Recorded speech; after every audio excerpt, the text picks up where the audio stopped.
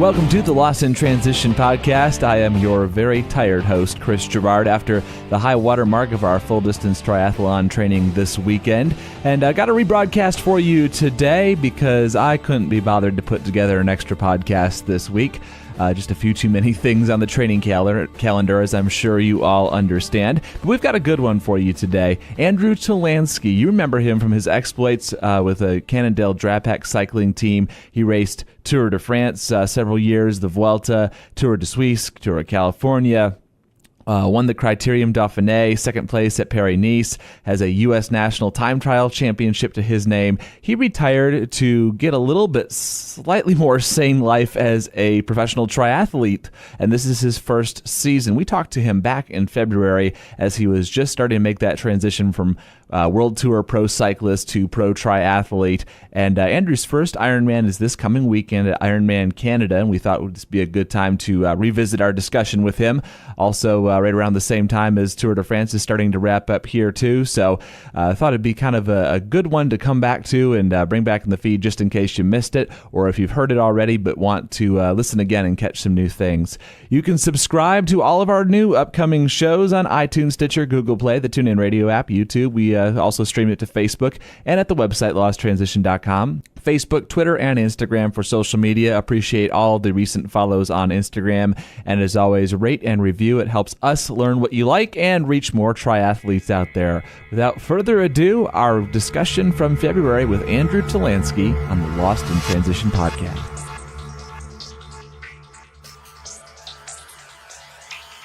Andrew Talansky is a recently retired pro cyclist with Cannondale-Drapac with a U.S. National Time Trial Championship, finishes in the top 10 at the Tour de France, the Vuelta, Tour de Suisse, and Tour of California, as well as a win at the Criterium Dauhpine and a second-place finish at Paris-Nice.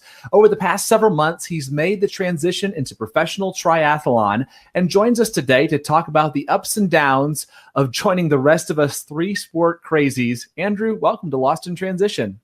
Thank you very much for having me. I'm happy to be chatting with you. So after a decade in the pro peloton, I remember watching, you and Cannondale through the years. What let you know after that time in pro cycling that it was just time for a change? What was the driving force behind that? There are a few driving forces, but I could to sum it up before maybe diving into it a little bit, I would say passion is the word. The reason I got on a bike to begin with, the reason I started racing my bike, the reason I ended up, having a successful pro cycling career and being one of the top American cyclists was that I had a, driving passion for the sport. And, at the end of the day, for a host of reasons, that passion wasn't there anymore. And, any endurance sport, really anything in life just isn't worth doing unless your heart's completely in it. And triathlon, especially Ironman, is something I was always intrigued by. I grew up around triathletes, probably around more triathletes than cyclists in Miami. And it's something I always thought about doing. And, it turns out I'm just going after it a little bit sooner than I thought. What led you into the side, I guess more the Ironman side of things, the time trial focus? Did you ever think about doing anything ITU, draft legal? How would that fit into your wants and desires as a triathlete? I mean, I have to be honest with you, the Ironman and specifically the Ironman World Championships in Kona is what has always captured my imagination. In my opinion, and arguably, you listen to guys like Jan Frodeno who've won Olympic gold medals and won Kona twice speak about it. Arguably, I mean, like that's the pinnacle of the sport. No disrespect in any way to the Olympics, but Kona has been going, and it's this kind of ultimate test, right, of mind and body. And if I had been some exceptional 5K, 10K runner when I was younger, maybe I would have thought about attempting the ITU. But those guys are just on another level where the speed's concerned. Honestly, in this, their bike's incredible in the ITU distance. It being draft legal would really kind of take away the only advantage I might have in that, and it being on road bikes. And then as far as the swim and run goes, I mean that's really it's like a different sport. It's almost like if you were comparing. I don't know what the adequate comparison would be, but maybe like a guy who can do the 4K pursuit on the track or something, right? Or or a local crit. Not as far as difficulty, just as far as like the difference in skill set required to, say make it on the Olympic team, around and on the ITU circuit versus, the full distance Ironman. It's a totally different skill set. And basically, I said it to other people, but I think even the 70.3s will be short for me. It's too short. It's the guys who moved from the Olympic distance, the ITU stuff, have taken the speed in that to a level. I mean, it's almost, I read it somewhere. I think one of the top guys put it well. They said, Olympic is almost closer, or a half Ironman distance is almost closer to Olympic distance than it is to, Ironman, meaning you can kind of extend that speed and that fast twitch, that kind of performance into 4 hours or 3:45 or whatever it might be. But, doubling the distance, especially on the bike, making it 112 miles and the full marathon and all that is, honestly, it's probably the only thing I have a shot in. Well, it is a very a good analog in some ways, even your day-long classics, but certainly the grind of stage racing probably sets you up a lot better for an event that is also a grind and an endurance-based thing versus your quick sprint and done type stuff. I also wonder, too, with your cycling training, how has that changed to accommodate the fact that you need to run after? It sounds like a simple question, but it also is something that you've never had to do before. Yeah, absolutely. I mean, taking this on it's a completely new challenge, and that's what makes it so exciting for me and so motivating. And it's absolutely a learning process along the way of how to, obviously people tell you, but learning to balance all three of the sports. And honestly, it's something I've really been enjoying, that variety, right? Is because you're not getting on the bike every day. I'm getting in the pool almost every day, but that's, I'm also not running every day. So you have mixing it up a bit. And, it would change, obviously. I would say in a given week, the hours committed to training are the same. There doesn't really need to be an increase with combining all three sports. I mean, as a pro cyclist, especially when you're training for, every pro cyclist really, you ride your bike a lot. I mean, it's a lot of time, but like you just alluded to, it's a totally different thing, trying to combine the sports. And I would say it's been a challenge in a good way. It's saying, okay, these are the requirements on the bike. For me, it was a mentally different thing to really realize the longest I'm going to race on a bike, knock on wood, be on the bicycle and then at full distance is 410, 420, something like that at the absolute most, right? So you're not doing 6-7 hours on the bike anymore. That's getting more towards your whole race distance. So it's obviously the total time committed to the bike is back down, but at the same time, it's something where there is still a big focus on the cycling aspect of it for me, since, again, knock on wood, that'll be my strongest suit to begin with. Yeah, there's a lot to be said too for, those of us that are stronger on the bike. The best way to have a better run is to be better on the bike. Yeah, I was talking about this with somebody the other day, right? And I think, you see some of the guys, maybe Patrick Lang's obviously a great example, but some of these guys they can run. They're incredible runners, right? Yes. And triathletes in general. You look at what Gwen Jorgensen is doing, going after the marathon, and you see the 5K time she just ran it, that's incredible. And I'm not a runner like that. I never was. Very well that I may never be. But for me, I think the way my physiology is, I think it's very likely that the marathon that I'll be able, to one day run off the bike in any full distance event, I don't think my flat out marathon time would be much faster. So for me, it's about seeing how far. Eventually, it'll be about seeing how far I can push the bike before I hurt the run, and hopefully that'll be pretty far. Right. So as far as balance in training, in one hand, you could kind of feel like you're playing catch up in the two other sports. And I don't know if there's that temptation. I know for me, if I were you, I'd be pushing way too hard, probably. I guess, especially with the run, that could always backfire. How has your coaching and your training plans worked to get you to a spot where you're making that progress you want to be, on, I know you've mentioned kind of like a 3-year plan for Kona 2020, without kind of jumping in a little bit too hard too at the same time? How has that balance worked? That's a fantastic question, fantastic kind of talking point. Because, any kind of elite competitive athlete, even everybody, right, that you meet, whether it's cycling or running or triathlon, everybody has that competitive edge to them, right? And the natural tendency is more is better, and you just gravitate towards that. And, you fall prey to it in cycling occasionally. And that was one of kind of the biggest challenges of moving into triathlon is, obviously there's maybe the expectations that people have, okay, you're an elite athlete, so you should be able to do this. But, I kind of outlined to people that's this, in my mind, this really is a 3-year plan, not necessarily, the goal would be to be able to race in Kona this year. There's a lot that has to kind of go right for that to happen. But the real goal is that 3-year plan is, being Kona in 2020.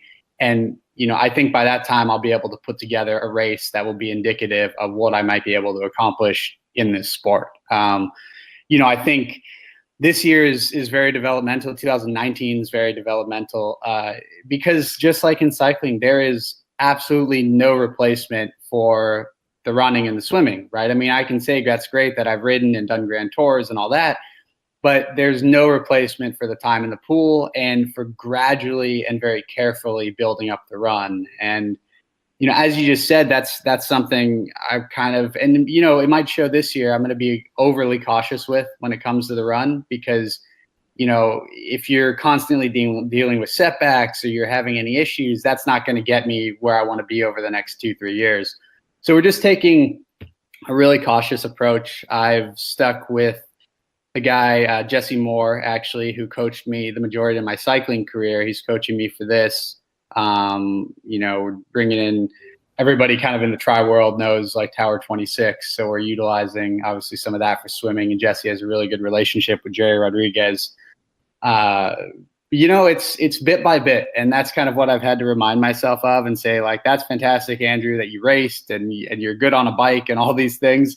But you're starting from zero when it comes to the other two sports. And I'm under no illusions that there are any shortcuts. So just taking my time and putting in the work, basically.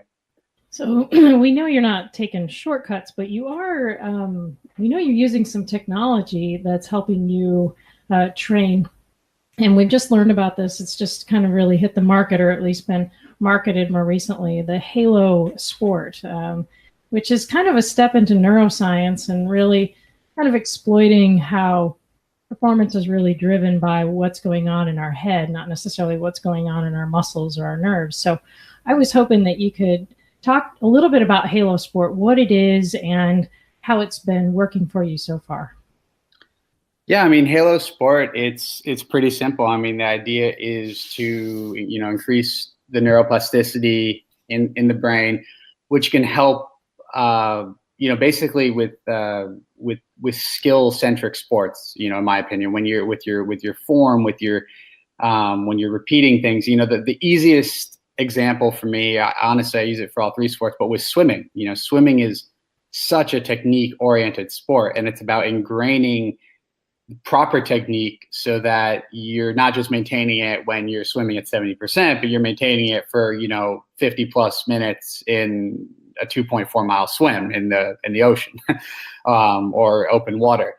And I think that for me, it's helped accelerate the process. I mean, I had a little bit of a swimming background from when I was younger. I was never the guy winning the, whatever it was, middle school or high school meets, that's for sure. But I think it's helped me jump a little bit ahead of where I would be otherwise. And help. Like you said, it's not there are no shortcuts, and Halo certainly doesn't claim that it is. But I think it can definitely accelerate the learning curve. Same goes for running. I mean, when you've been on a bike for the last 11 years, I would say your running form's not spectacular, or my running form is not spectacular. So kind of trying to ingrain good habits versus falling into bad habits, it's been very helpful to accelerate that progress, basically. Excellent. So, and also you've had to maybe rework some other habits. So let's talk a little bit about nutrition. We've all watched coverage of pro cycling, and we see the feed bag come out and everybody load up their jerseys with all this food. And we're just kind of wondering what noticeable changes. And we have also ourselves have gone through training and performing in an Ironman. So what kind of changes are you going through as far as nutrition, not only for the training, but also racing? What kind of things are you having to adjust to make it work better for you? It's a really good question. And, the honest answer is it's something that I could check in with you throughout the year on. I mean, I have no doubt that, especially at my first full distance, there will be a mistake or two or three or five that are made, nutritionally or whatever it might be. It's part of the package. I mean, I think it happens to all of us, of course. Exactly. And I don't think there's any getting around that, because it's something my body hasn't done before. And no matter what you do in training, a race situation is always different. So, while I think I have maybe a better idea than most of kind of what I can handle as far as drinks, as far as, solid foods, as far as kind of gels or blocks go, just from my time in cycling, adjusting that and seeing what's going to get me to, off the bike, fueled well, but, actually being able to run, right? Not run to the bathroom will be. Yeah. You could eat a pizza on the bike, but you just wouldn't want to run afterwards. Yeah, exactly. Right. Like, I mean, that's kind of the funny thing. You could feed me basically anything on the bike and I'm going to be absolutely fine. But, I've never ran 26 miles or even 13 off it. So that'll be new territory. I would say it's, I had seen one person had at some point, I remember somebody pointed out to me, you said, the pro cyclists have a lot of time when they're going easy to put in calories and drinks. And I was like, I don't think you've ever really been in the Tour de France like that. I can assure you, like, there are days absolutely where you're like, okay, but 90% of the time there, either you're racing uphill, then flying downhill, hardly able to take your hands off the bars. And even on the flat days, it's so dangerous that like you are looking for your moments to eat. It's in races like that, it's the exception that you just have a bunch of time to like, okay, this is great, and feed. Usually somebody's crashing in the feed zone as well. But right. Yeah. Right. I was going to say, this is going to be a little bit of I'm just thinking now that you're going to be will you be lonely out there racing in an Ironman? Knowing that there's no drafting, you just get to pass each other, and then you're kind of like counting the seconds. Like, I guess I got to drop back, get out of the draft zone here. Are you going to get lonely? No, I love being lonely. I mean, my whole time in pro cycling, like, I love time trials the most. So, who knows? Right. Maybe triathlon was always what I was supposed to be doing. I like being left alone. I like being alone out there, and I like suffering, and I like pushing the body and seeing what you can get out of yourself. You sound like a triathlete, that's for sure. I never really liked the fighting and the crashing and the the kind of madness. I really, you do a 3-week Grand Tour, and I would just enjoy maybe like 4 days of it when you got to go, the last 20 minutes up a mountain or something, when finally all you had to do was pedal hard, and you knew that was it, or the time trials, which obviously was something I really enjoyed. The team tactics are kind of out the window, and it's just up to you at that point and what kind of power numbers you can push down and get across the line, right? Yeah, exactly. And, when you look at that was my favorite part or favorite moments of cycling. And, that just sums up triathlon. That's it from start to finish. So pretty much 8 hours of that, or 9 hour, whatever it might be, 8.5 hours. Lost in Transition sponsor LB Endurance has partnered with Xterra Wetsuits to offer you exclusive savings on their best gear. Use discount code CO-LB Endurance for 55% off the best-selling Vortex full wetsuit, shipping now in time for whatever your summer has in store. Code CO-LB Endurance will also unlock serious discounts, including Velocity Smoke Swim Goggles, just $12, regularly $29, Lava Pants, the secret weapon for a faster swim, just $99, regularly $250, and a 10-foot Cloud White sub package for just $479, marked down down from $1,200. Check out the link in our show notes to visit Xterra and lock in these amazing savings today. LB Endurance is a proud sponsor of the Lost in Transition podcast. Triathlon, swimming, cycling, or running, head coach Lana Burrell will use her racing experience, coaching acumen, and education to craft the training experience that will challenge and inspire you. Check out lbendurance.com today to learn more about one-on-one coaching, clinics, classes, training camps, and consultations so you too can become a legit endurance badass. I'm interested in, what your impressions are so far of just the triathlon community in general now that you're here. Coming from pro cycling, you're on a team, you're basically an employee of the team at that point. Now in the world of triathlon, and especially on the pro level, you're basically an entrepreneur. You're marketing yourself. You're getting your own sponsors and those sorts of things. But how is that?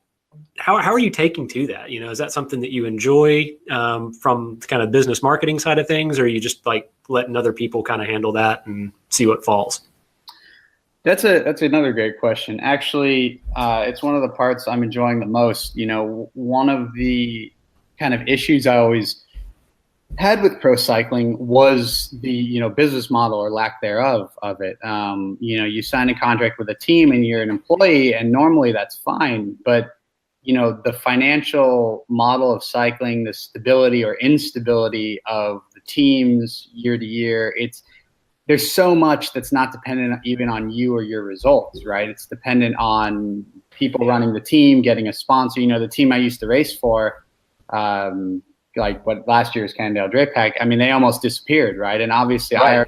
I was going into triathlon, but I was watching this unfold and thinking about all my teammates and, Rigoberto Urán, who had just gotten second in the Tour de France, right? So arguably second best rider in the world, who could just be left without a team. And obviously somebody like Rigo would find another team, but, potentially that would have been for say 50% of what he had signed a contract for 2 weeks before.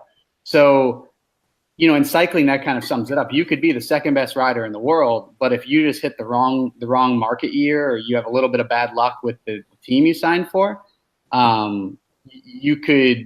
you're not getting what you're worth, basically. So in triathlon, as you said, I think it's you kind of are like, you're like a startup almost, you're getting people on board, you're building the relationships hands-on. And that's one thing I've done actually, is going into this, I've actually been working directly with every kind of partner and sponsor I have for 2018 directly. No agent, no intermediary, because these are people that I want to build long-lasting relationships with, who, I want to look back in 10 years' time and say, wow, look, like this has been a really fun journey together. That's the goal, at least. And it was something that wasn't really possible to do in cycling. So I'm really enjoying that aspect of it, the kind of entrepreneur business aspect of moving into this sport. One of the other things going at it on your own that may be a little bit different, when you're racing for a UCI team, there are only so many pro bike races out there. And I don't know how much power they have to tell you, you will be racing this race or you will not be racing this race, but there's still a limited pool. There are only the Grand Tours that there are, etc. With triathlon, obviously Kona is the goal, but outside of that, there's not really a requirement for you to do, a certain number of races or races in a certain location or anything like that. Obviously go through a qualifier if you want to go to Kona, but how has that been kind of, I guess, planning your schedule with that full control, Ben? It's interesting. I think it's something that's really cool, and it's part of the appeal of triathlon. For this year, like I said, it would be an incredible accomplishment just to get to the starting line of the World Championships this year, just given the way the pro qualification is with the point scale and, just kind of needing to race more to gather those points. Even if you win, say, one Ironman, that's still not enough unless it was a regional championship. So this year, I will maybe have to focus in an attempt to get there a little bit more on kind of that schedule and where the points are and things like that. But in general, what you're saying is absolutely true. Even in 2019, Kona is going back to basically the way you win, you're in model for the pros.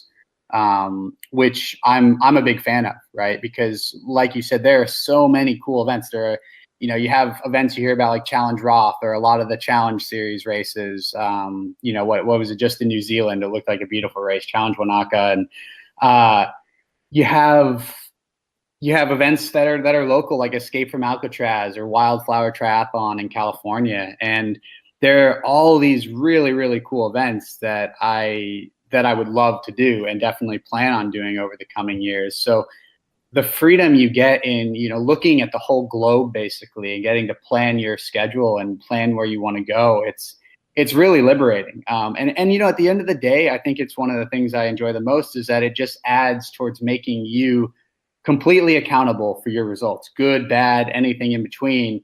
You can't blame anybody. You can't say, that race wasn't good for me. It's like, well, you chose to go to that race. So you can look in the mirror and say, I guess I should have done that. But, you're not at the whim of the organizers changing the courses or whatever it might be. I mean, like Kona, you go to Kona, you know exactly what that course is. You can go there and ride it anytime or swim it or run it. It doesn't change.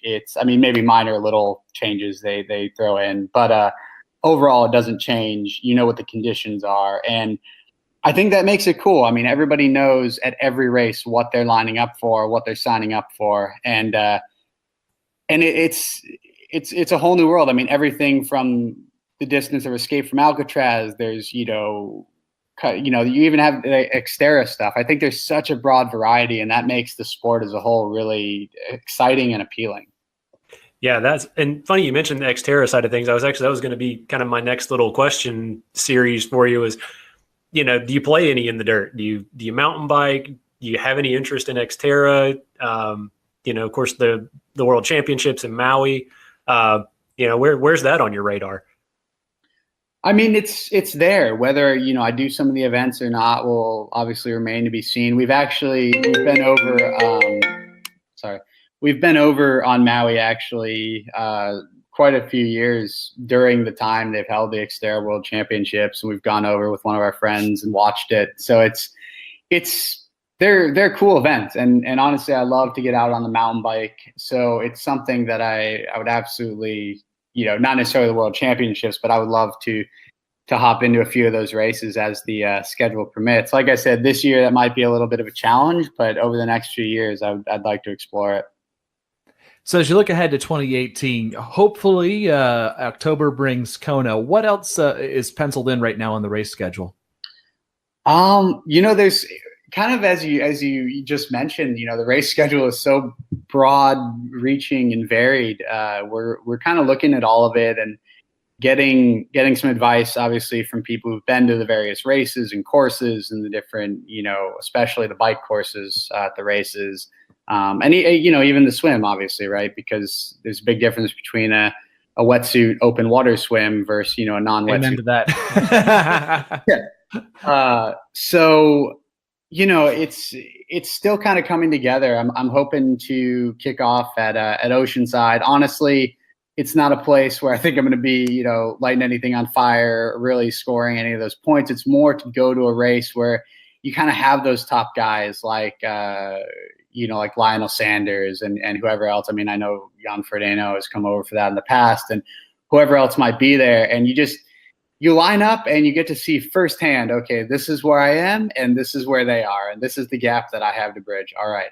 And for me, there's something to that, to seeing just sometimes, we'll see, but seeing how big that difference can be. It can be eye-opening, but it can also be very motivating. And you can kind of take that home with you after a race. And instead of getting discouraged from it, you can say, okay, this is what I have to improve. This is how much I have to improve it. And I like kind of having those quantifiable things that you can look at and know what you have to do to get from A to B.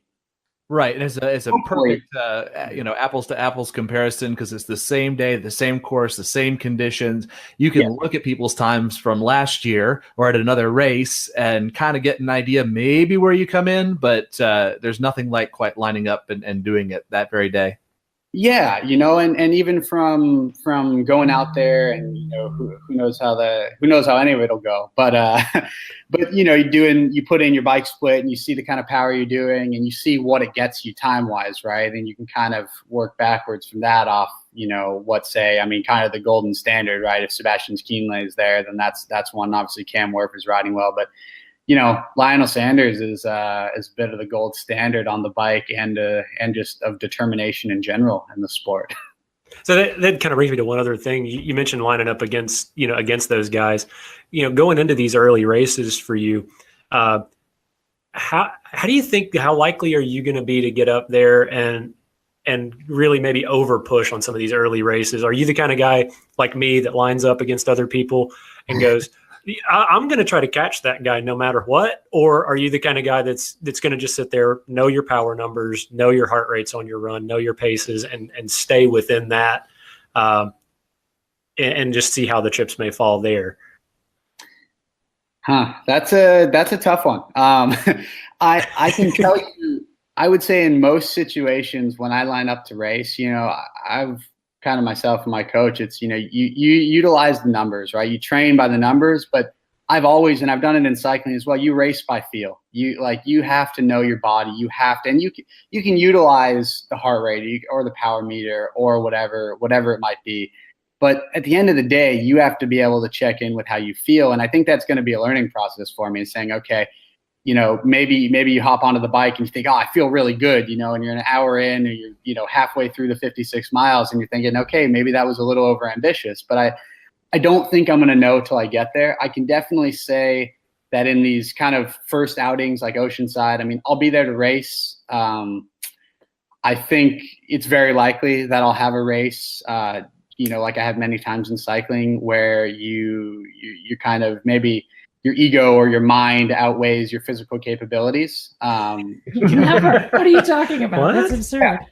No, the goal is obviously you kind of want to keep that ego and your mind in check. But at the end of the day, like, I love racing. I mean, I love the training and I love the process, but I love racing. And I think that's the beauty of it. You get out there and, you could think, oh, I can only do this or I can only do that, but you can change your whole plan and lay it all on the line. I mean, you watch Kona this year, and that's exactly what, those guys who took off on the bike did. I mean, they were maybe planning to go hard, but they went hard, maybe harder than they had planned to go. And I think that's the beauty of racing, is you can have all the plans in the world, but once you line up, you just have to go.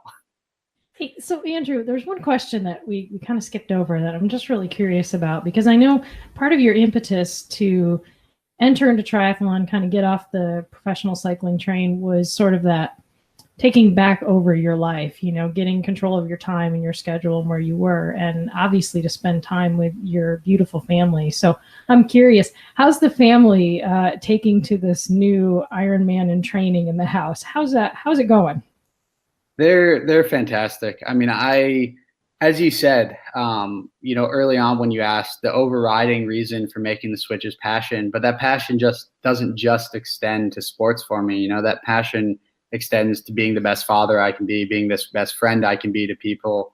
And, that required making a change. I wasn't willing to be gone for, months on end or a month at a time for a grand tour and for endless training camps. And, and as Bodhi, my son, gets older, splitting your life between two countries, I really, it's not necessarily any big thing. It's just, even if you have a big training day, you're still there in the morning, right, to get the little guy fed, and you're still there at night to read him a story and help get him to bed, or, bath time, whatever it might be. And to me, it's those moments that you're never going to get back, and as much being the best athlete I can be is a driving force in me. It's something that I just feel compelled to do. I can't not go after this. And right. In that same breath, part of what inspires me to do it is my family. It's my wife and my son, because the example I want to set for my son is show him that, look, no matter what it looks like, no matter what other people say about it, you go after your dreams, and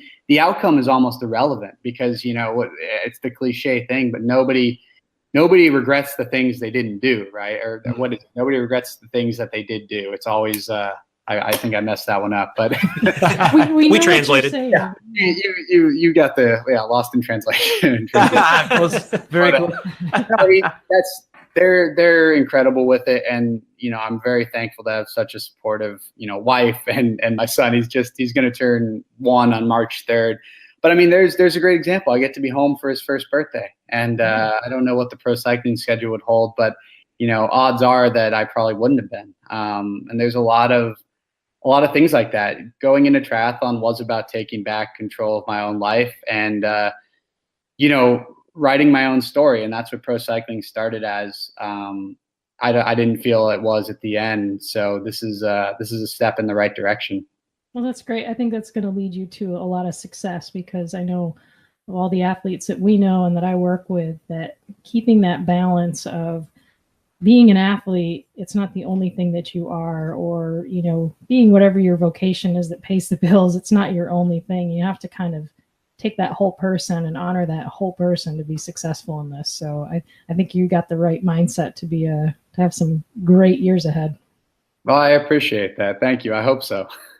Best of luck in the upcoming year. Where can people follow you online if they want to watch this triathlon adventure unfold? I know you got the website. It's Andrew-Talansky.com, correct? Yeah, that's right. That's being... Which does still call you a professional cyclist, by the way, so you should probably update that. Yeah, we left the contact page up just kind of in the interim. Okay, gotcha. And, Ben, basically, that's the only page that's functioning. Kind of in the next 2 weeks, that should be fully operational, up and running.